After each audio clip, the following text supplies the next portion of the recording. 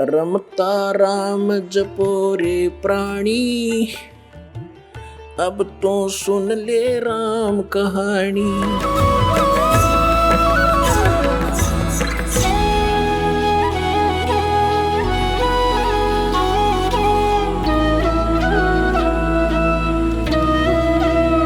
परमपिता परमात्मा पूर्ण ब्रह्म सारी सृष्टि के रचनहार कुल मालिक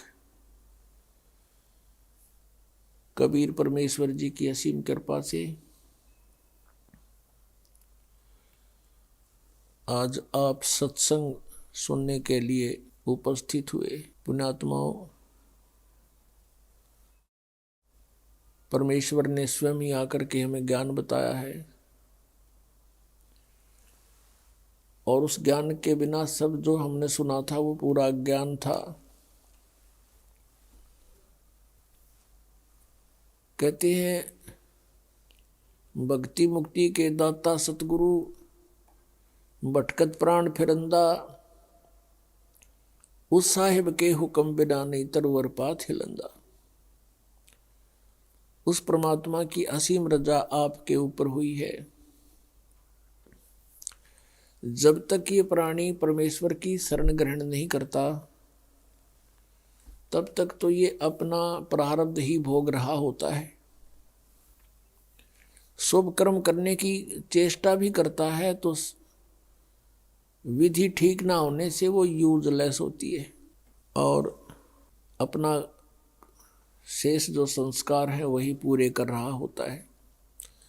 जिसमें पूर्ण परमात्मा की शरण में ये प्राणी आ जाता है, मर्यादावत चलता है, सतनाम का सिमरण करता है, गुरु जी के से प्राप्त उपदेश का विधिवत श्रवण करता है, फिर उसका सब कार्य परमात्मा से ही होता है।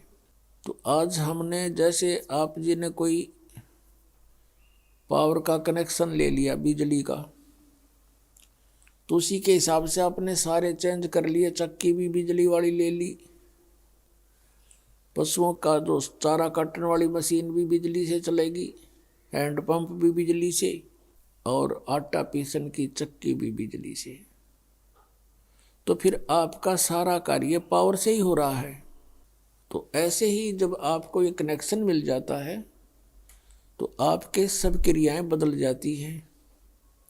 परमात्मा का कनेक्शन जब आपको प्राप्त हो जाता है, शरण मिल जाती है, तो आपके सभी कार्य उस परमात्मा की पावर से ही होते हैं।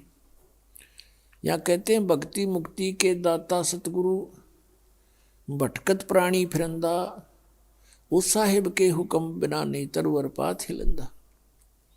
उपदेश ग्रहण करके और फिर प्राणी भटकता है इधर उधर, मन को स्थिर नहीं करके कित और जाता है, किसी संतों के पास जाता है या अन्य किसी और उपासना स्थल पर जैसे पहले भटका करते वहां जाता है। उसके लिए कहते हैं कि भक्ति और मुक्ति के सतगुरु ही दाता हैं, अन्य कोई नहीं है।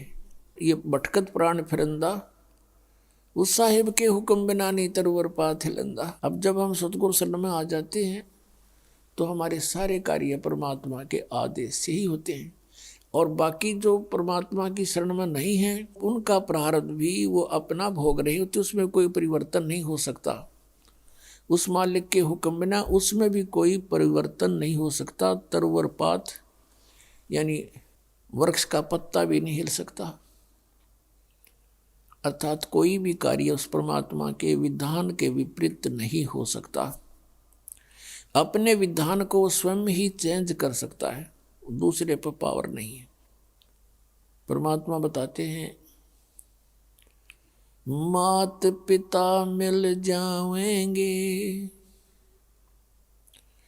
मात पिता मिल जाएंगे, 184 माही, सतगुरु सेवा और बंदगी फेर मिलन की नाही।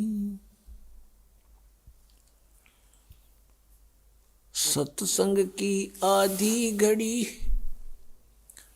तप के वर्ष 1000, तो भी बराबर है नहीं, कहें कबीर विचार।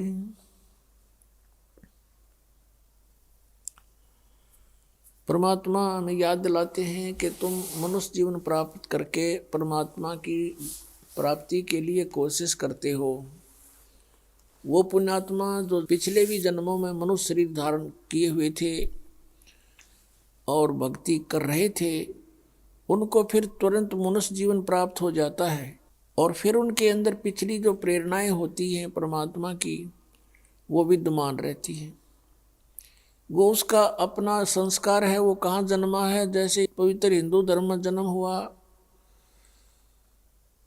तो उसको वो पिछले संस्कार इतना दबाव देते हैं कि वो अपनी साधनाएं किए बिना रह ही नहीं सकता, तो वो साधनाएं शुरू कर देता है। किसी का मुसलमान धर्म में जन्म होता है तो वो क्रियाएं शुरू कर देगा, और अन्य धर्मों में भी ऐसे जानो। लेकिन पुण्यात्माओं, जब तक हम अपने सदग्रंथों से परिचित नहीं होंगे तो साधना करना भी व्यर्थ होगा।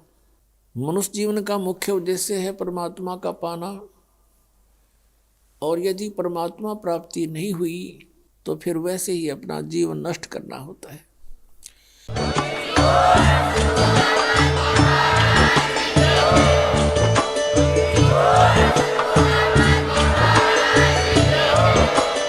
आप सुन रहे थे जगत गुरु तत्वदर्शी संत रामपाल जी महाराज जी के मंगल प्रवचन। अधिक जानकारी के लिए विजिट कीजिए हमारी वेबसाइट www.jagatgururampalji.org। संत रामपाल जी महाराज जी के शुभ आशीर्वाद से पूरे विश्व भर में 500 से भी ज्यादा नाम दीक्षा केंद्र हैं, जिन पर संत रामपाल जी महाराज जी द्वारा ऑनलाइन निशुल्क नाम दीक्षा दी जा रही है। अपने नजदीकी नाम दीक्षा केंद्र का पता करने के लिए संपर्क करें 8222880541।